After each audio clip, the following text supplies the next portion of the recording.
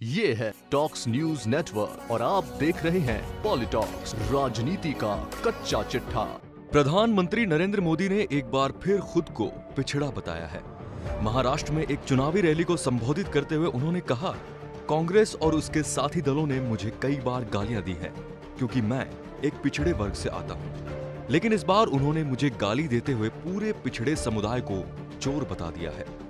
नरेंद्र मोदी के इस बयान के बाद ये बहस फिर छिड़ गई है कि वे पिछड़े समाज से आते हैं या नहीं।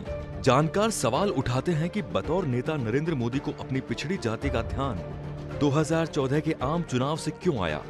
आपको बता दें कि गुजरात के 2002, 2007 और 2012 के विधानसभा चुनावों में मोदी ने खुद को एक बनिए के रूप में पेश किया।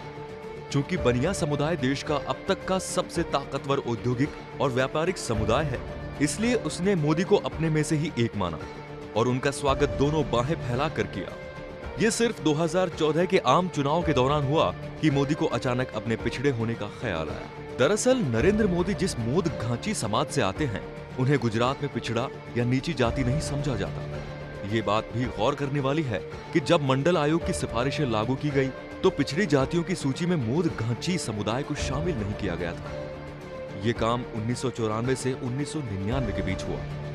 ये बात इस लिहाज से भी महत्वपूर्ण है कि हाल के सालों में सामाजिक रूप से मजबूत समुदायों, जाट, पाटीदार, मराठा आदि में खुद को ओबीसी में शामिल करने की होड़ देखने को मिली है।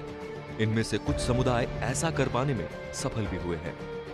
नरेंद्र मोदी भले ही खुद को पिछड़ा बताएं, लेकिन उनके भाई प्रहलाद मोदी कहते रहे हैं कि वे तेली समाज से हैं। पिछले साल उन्होंने तेली समाज के इतिहास के बारे में बताते हुए कहा था कि वे और महात्मा गांधी इसी समाज से हैं। उन्होंने कुछ दिन पहले छत्तीसगढ़ में फिर इस बात को दोहराया। प्रहलाद मोदी ने कहा, महात्मा गांधी ने देश को स्वतंत्रता दिलाई, वे भी तेली थे। आज देश को खा जाने वालों के एक परिवार को मुंह तोड़ जवाब देने के लिए कोई आया है, वो भी एक तेली का बेटा है। हम ठाकुरों के बाप हैं। जिस दिन हमारी मानसिकता पलट जाएगी, सब ठीक कर देंगे। प्रहलाद मोदी के इस बयान को मोद घांची समाज के पारंपरिक काम से देखे जाने की जरूरत है। ये लोग तेल बनाने और बेचने के व्यापार के लिए जाने जाते हैं। वर्ण व्यवस्था के हिसाब से देखें तो ये काम करने का अधिकार वैश्य समाज के लोगों के पास है। यानी भले ही मोद घांची समाज को 1999 में गुजरात में ओबीसी का दर्जा मिल गया था, लेकिन उनका सामाजिक दर्जा कभी भी पिछड़ा नहीं था। ये है टॉक्स न्यूज नेटवर्क और आप देख रहे हैं पॉलिटॉक्स, राजनीति का कच्चा चिट्ठा।